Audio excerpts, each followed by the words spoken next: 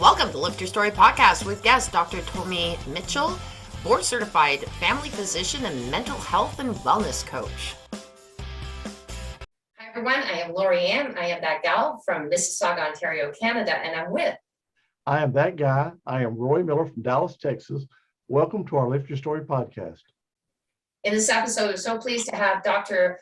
Tomi Mitchell, and she is a board certified family physician and mental health and wellness coach. Thank you so much for being with us today. Welcome. Thank you. My pleasure. Can you explain to us what a board certified family physician is?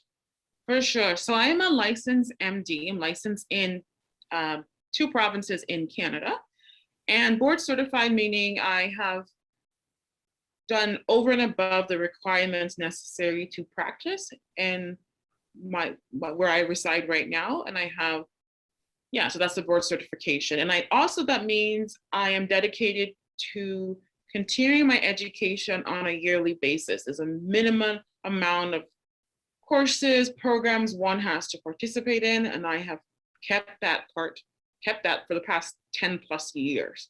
Yeah. Continuing education to keep your license in effect. Exactly. And that's very important. Yeah. Okay. Now, you said in your bio, you said you had some struggles. Yeah, for sure. And you actually had a near-death experience. Yes. Can you tell us about that? Yeah. So whenever, I'm blessed with children, pregnancies, they're very, very challenging. And my last one was different in the sense that the delivery was very good, but it was 4 days after I fed my daughter. Actually 3 days. She was 3 days old. I fed her, burped her, put her on my lap, interacted with my family, and then I picked her up a few moments later and she was stiff as a board. So I had to do CPR on her. And honestly, this is not what any parent wants to do. But the doctor mom came in full force, and thank God I was able to revive her. Then we sent her to the hospital, and then she was admitted. And during the night, while she was in the pediatric unit, she stopped breathing multiple times, at least 6 times. And I remember getting up post C-section. For you mamas who've had babies and had C-sections and staples in your belly, you know that you're exhausted. So I got up multiple times to the nursing station saying, my baby's not breathing, she's not breathing. And they came in and told me it was just reflux. And then again, they changed the monitor, same thing. So imagine the trauma of watching your child not breathe, go limp in your arms, eyes roll behind the bed, behind their eyes, back of their head, and then it's shaking. And even though I was exhausted, truly I was, because my pregnancy was rough and I had a toddler at home, I knew something was wrong. So I called a friend who was a physician, and then she called the one who was on call, and they finally eventually believed me. And then they said she needs to go to ICU. So, huge sigh of relief. And as a parent, you put your child first before anybody else. Yeah. At this point, I was up all night with my child. Mm-hmm. And after they said she's going to go to ICU, I breathed a sigh of relief, went to the bathroom because I hadn't gone. I was just watching my baby. And then I just hemorrhaged. Like it was a bloodbath.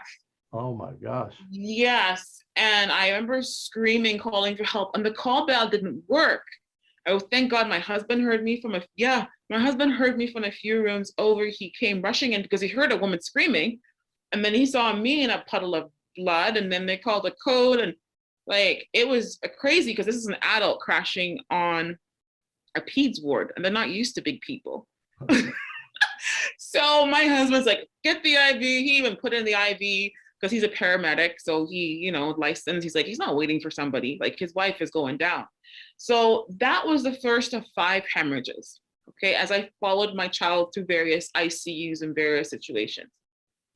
And my last one, I was just in so much pain. I'm like, God, if I don't make it, it is what it is. At least I'm going to go comfortable, because they give you medications when they put you to sleep. And it was scary. Seeing my daughter's multiple near-death situations, and then coupled with my own. Wow. No kidding. Wow. That holding though of your child, it happened with my daughter. I walked down, I sat there and I watched her. I stayed with my kids for the first 3 months because I was so afraid of the SIDS. Well, yeah, same. I Like was so afraid. And one time I'm looking at her and I'm lying next to her and she stops breathing. And it was in Mhm. December with electric heat. They say that's the worst, so I was even more. And sure enough, she was limp. She was not breathing. It's And traumatic. ran down 3 steps, three, because we were in a high townhouse thing and down, and I'm yelling at my husband. And he comes and I said, I don't want to hold her when she dies. Like, that's how long she hadn't been breathing and how heavy and limp she was. And he put her over the shoulder, calm as anything, I thought, and just kept tapping and tapping.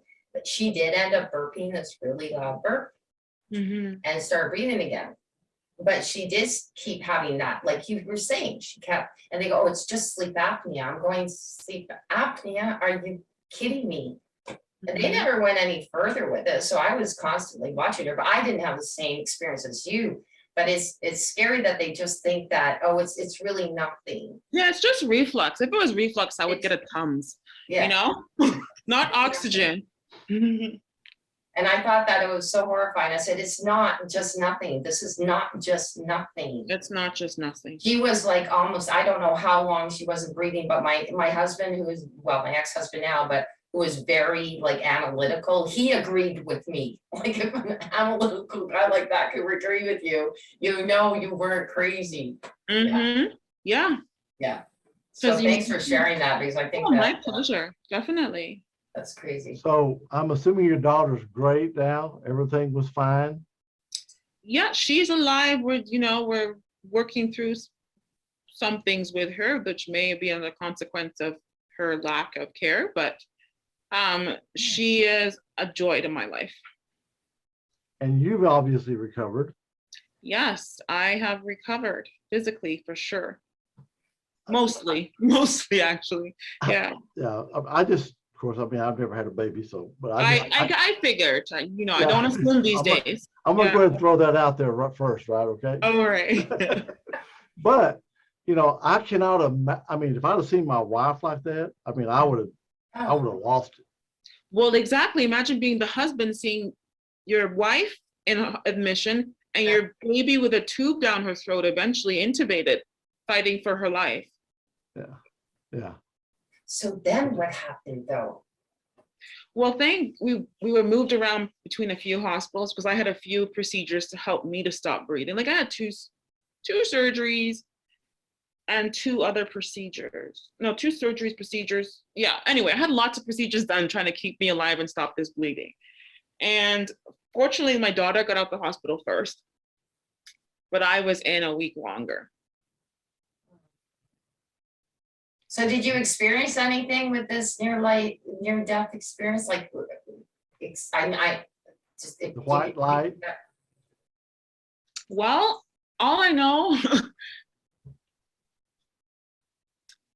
it's when you just know your energy is leaving and your body is shaking, because at this point I'm losing a ton of blood, right? Where it's not compatible with life. And I just think, dear God, just protect my toddler. And the baby, she didn't get to know mommy. So we didn't have, even though I was connected to her in my womb, there wasn't that connection so much in my arms, because I really only spent 2-3 days with her. And then I was apart from her for 2 weeks. So it's different. And also the fear of, like, dear God, I hope nothing happens to her. So you almost disconnect from your child, if that makes sense, as a coping mechanism, even though you're so torn. Yeah, makes sense. Yeah, like it was just, I was home for a day before she was transferred to another city, another ICU, and just going in the house, it was just so quiet. Her room is ready and there's no child in it. It is the most sickening, gut-wrenching experience. I can only imagine. Do you think that some of what happened to you Mhm. was connected to the extreme stress that you were dealing, because obviously your body needs time to heal, but you didn't have any of that. Yeah, I 100% agree, because this is like day 4 and I'm hemorrhaging profusely, and I was perfectly fine right after a scheduled C-section. So it wasn't like it was a rush. And then this happening at literally when I finally said, finally they believed me, and went to the bathroom, and gosh, Yeah.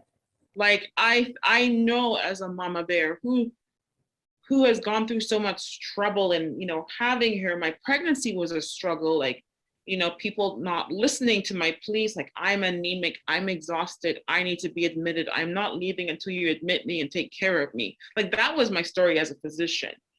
And so imagine doing that. And also my first pregnancy was very similar experience, begging for care and that internal trauma. So when you said, am I healed? I'm like, yeah, mainly physical, but there's that emotional, mental piece that is not healed. Because this didn't just happen one time. This happened multiple times. That's been the story of my life with pregnancies and deliveries in that hospital, that province in which I had part of my care. Because I even went as far as traveled outside of my province for the second baby, because I was so traumatized from my experience with the first. So everything was fine up until we came home the day after, and then the baby just stopped breathing after I fed her. So imagine carrying years of trauma, right? And then I'm like, crap, I'm back here again. And it's like the worst thing like happened. I'm back in the hospital where I'm not listened to, where my pleas for help are not taken seriously. Yeah. They probably just thought, oh, you're a doctor and you're over. Oh yeah, they knew I was a doctor. Yeah, so they knew. They ignore it. So is this what led you into the wellness aspect of things? Yeah, so this is really what pushed me into the mental health and wellness, because up until this point, I had given my best to my patients, my practice, over and beyond. I'd even created a medical center that was, my goal was a one-stop shop for holistic health. But then I was working in a system that was not pro-holistic health, that was more reactive. So you can only bang your head against the wall for so long, and you can only give of yourself so much. And then, when you give, your best is not enough. And then, people, you get the backlash because your best is not enough. I'm like, okay, what's next? I went back to the office 5 days after being discharged from the hospital to work. Yeah, I did. So then then it was, May 25th, George Floyd, seeing him begging, he can't breathe. That triggered me, because that was me begging for my daughter for 10 hours that she couldn't breathe, and the nurses disregarding me, not believing me. And that was then COVID and everything that came out of working in a pandemic. It's just traumatic, and feeling very vulnerable, very disposable as a healthcare professional. And then I snapped. I was just like, I can't do this anymore. I can't. My baby wasn't even a year old. I'm like, enough is enough. I need to take care of me. I need to heal myself. So I took a break and really immersed myself in the teachings that I knew were real, like physical health. So what was I doing as far as physical activity? I got into yoga, meditation, connected more with my faith, really was mindful with nutrition, counseling, coaching, spruced up my environment. You know what I mean? Like a full analysis of my world, so I could finally be the mother I wanted to my children, because up until this point, they were getting exhausted, Mom. I was too exhausted to really engage with them. I'm like, this is not fair to them, considering all I've gone through to have them, and this is what I'm giving you. And then I came to the conclusion, like, frankly, I really cannot stand modern medicine. I don't enjoy it. Like, I enjoy helping people, but I don't enjoy helping people that don't want to be helped. I'm tired of forcing the horse to a river and they don't want to drink. I'm tired of saying the same thing over and over again for 10 years, and they're not doing the changes necessary, but yet it's my fault. Yet there's some other pill, magical pill for them when they have to do the work.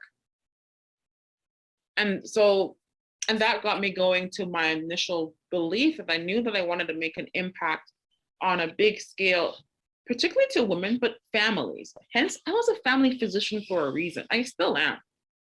So then I'm like, okay, let me explore coaching, because as a coach, it's actually an unregulated field. There are, so I'm like, okay. And I'm not limited by license per state. Like in the US and Canada, your license is state dependent. Mm-hmm. So I have 2 licenses in Canada in 2 different provinces, right? But with the coaching practice and insurance, I basically can coach anyone anywhere in the world.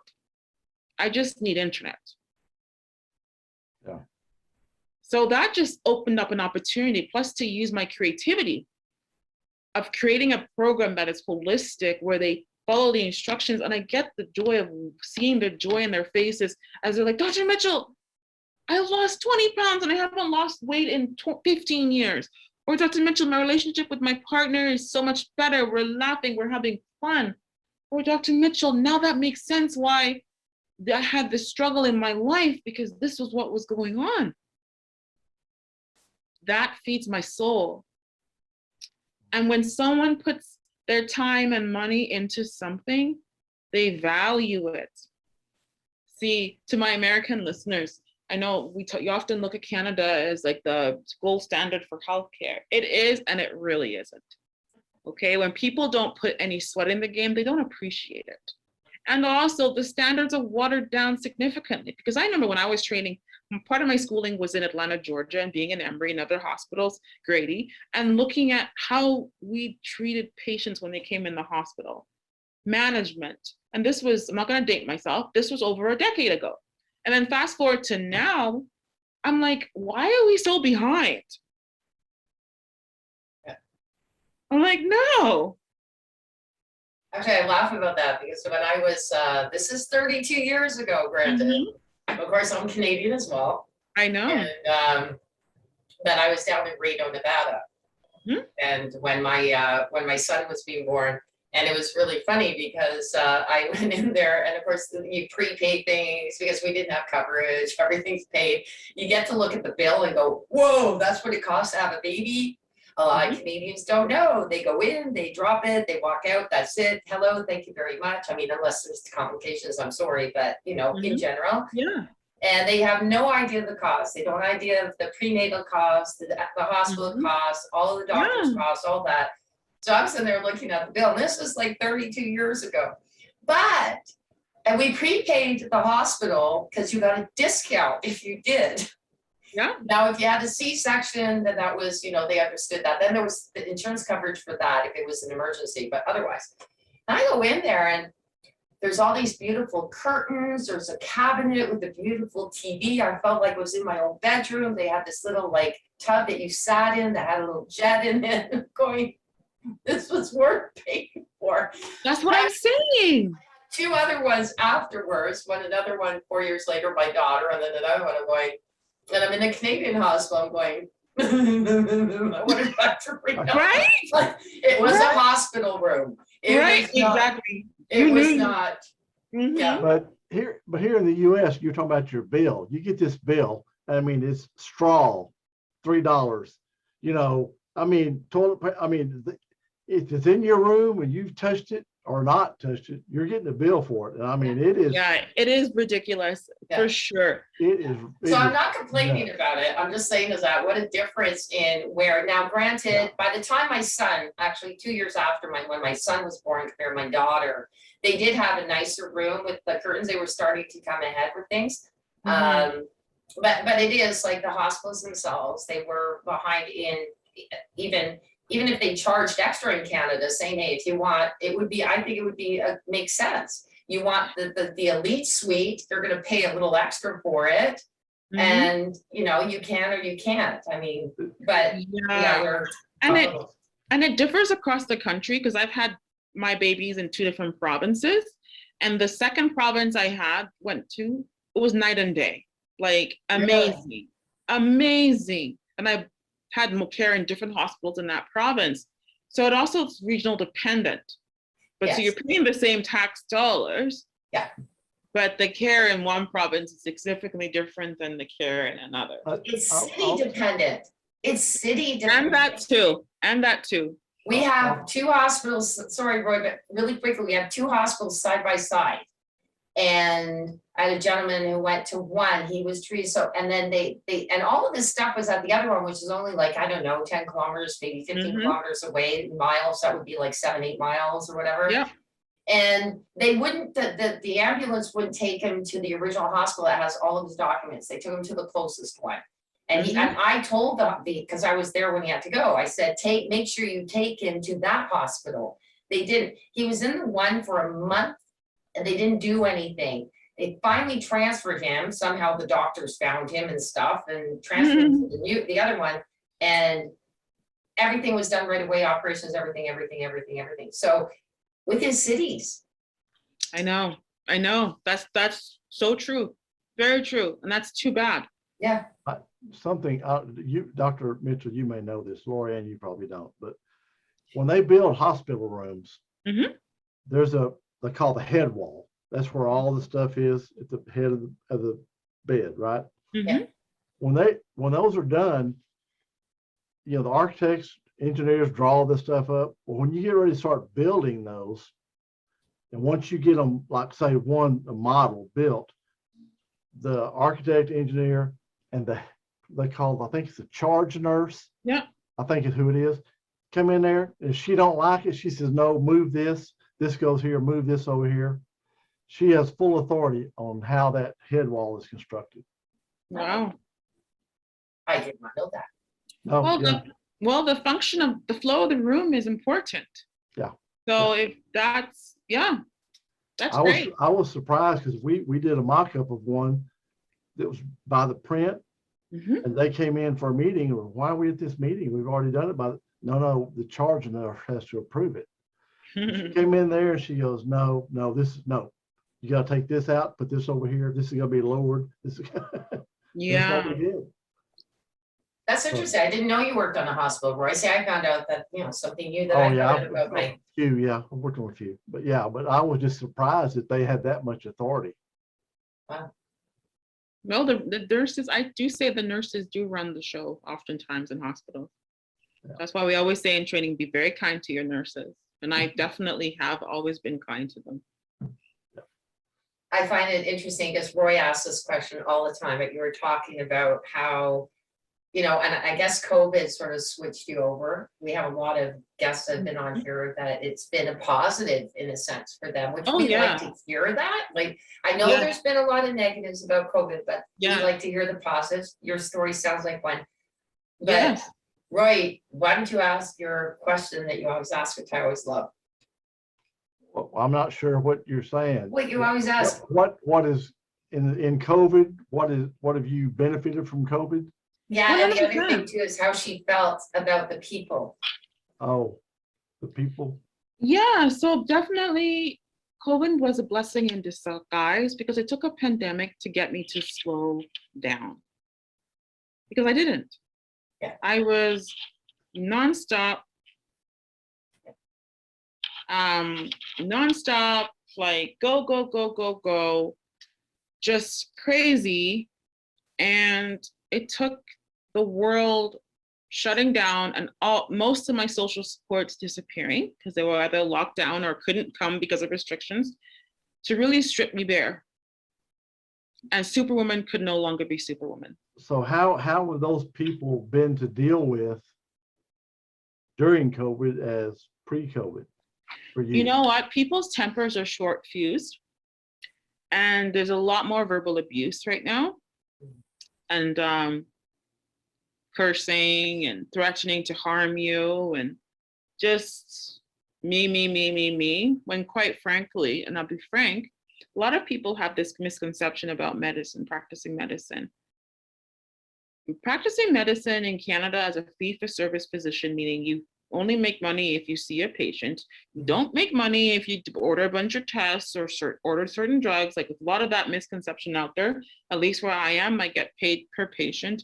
It is not lucrative whatsoever. And It's people funny. think that, It's funny you mention that, because I know a couple of doctors, and they've actually got out because they said it's not worth, your medical insurance, because here No, medical insurance is thank you. astronomical.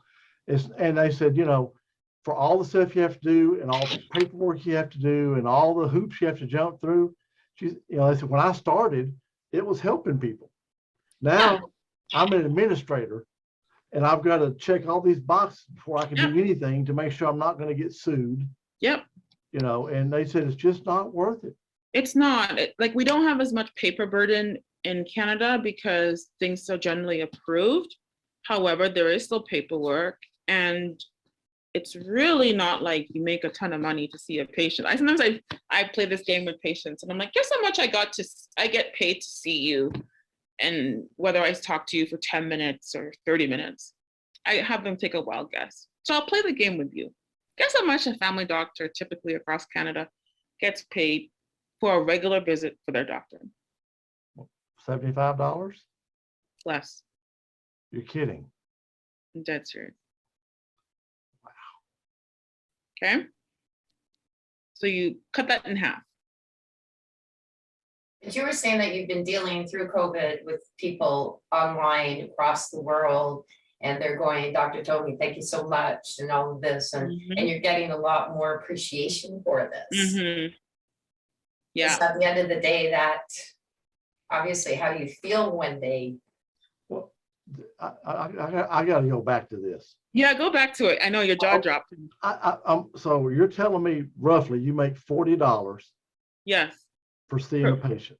Okay. Correct. Yeah. Now, how many years of medical school did you go through? I went through 10 years of training plus continuing education every year. So I spend probably hundreds of hours every year. Okay. Doing and more training. I'm sure medical school is probably hundreds of thousands of dollars. It cost my family $250,000 Canadian dollars between that and everything else. Right.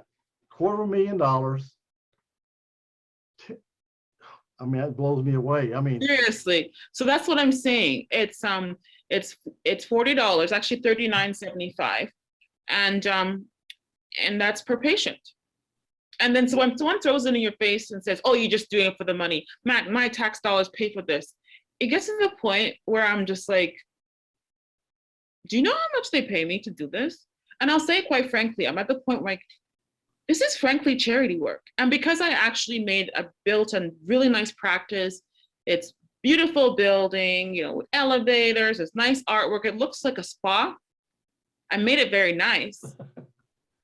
So there's a lot of expense that goes to it. So when you hear things like that, it really just annoys me. And out of that $40, you pay for your overhead.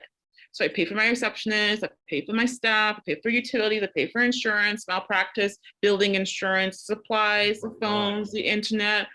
You know what I mean? And then I've got to find money to save for my pension. Because there's no. So you've got to work 100, 200 hours a week just to get by. That's what I'm saying. Well, I mean, I've spent $500 for school. Now, this is back in the early 70s, so let me tell you that. I spent a 4-year apprenticeship, okay? And back in the 80s, I was making $35 an hour as an electrician. That's a lot of money. And they make a lot more now. I mean, like, oh my gosh, I can't imagine. I mean, maybe you need to come to the US. I don't know. Sure. Well, you know what? As a coach, I can work anywhere. So just limit me. Don't kid yourself, Roy. You don't know how many Canadian doctors moved to the US when there was a shift and everything. And when the government started taking over the doctors, there were a bunch of them that went to the US. Yeah. Wow. It was a few years ago that happened. Yes. And it's still happening because it's gotten worse. So yeah. Wow. I'm glad you said that, because I would never, ever guess that, ever. That's such a hard concept for me to grasp. I know. So is that really worth the exposure? Is that worth the abuse? Is that worth the feeling of being taken granted for and just missing time from your family, your health? No. Yeah, you need to get your coaching business built up. Oh yeah, that's exactly what's Adios the happening. doctor. Yeah. Mhm. So how can our listeners reach out to you for coaching? For sure. So I am on pretty much every social media platform. So I'm very active on Instagram, and that's at mental wellness coach _. And Dr. Tomi Mitchell on Clubhouse, on LinkedIn, on Twitter. I even have a Facebook under that name. So really, if you just search Dr. Tomi Mitchell, you'll find me. And my website is holisticwellnessstrategies.com. I also have a podcast, a weekly podcast, the Mental Health and Wellness Show. Wow. And I'm about to publish a book in the new year. And it's most likely going to be titled The Soul-Sucking, Energy-Draining Life of a Physician, How to Live a Life of Service Without Losing Yourself. And that has in the first stage of editing. Great title. Well, we'll have to have Tomi on when she comes up with that. That would be, this book is like, that would be perfect. I hold nothing back. Nothing back. Okay. For all aspiring doctors, do not read this book. Well, it's for you. Think long and hard. It's all about how you set up your practice up at the beginning, and just don't put your eggs in one basket. Yeah. Would you be willing to come back maybe sometime after you publish your book? 100%. Great. And then my second book, which I'm working on, is The Wolf in Sheep's Clothing. How to identify them and stop them in their tracks. So I've already started the second one. Great. Cool. Yeah, it'd be great. Well, thank you. Thank you so much for coming on today. It's really been a lot of fun, and it's eye-opening to me anyway. Thank we you. don't know about you, Tomi, but we had a great time. Oh yeah, no, it was good to have the American and US connection here. Absolutely. Thanks again for your time. We appreciate My it. pleasure. Thank you so much. Take care. Take Bye-bye. care. Bye-bye. This episode is brought to you by Myono, featuring their multifunctional USB microphone, very light, portable, affordable, and great for podcasters, and available on Amazon.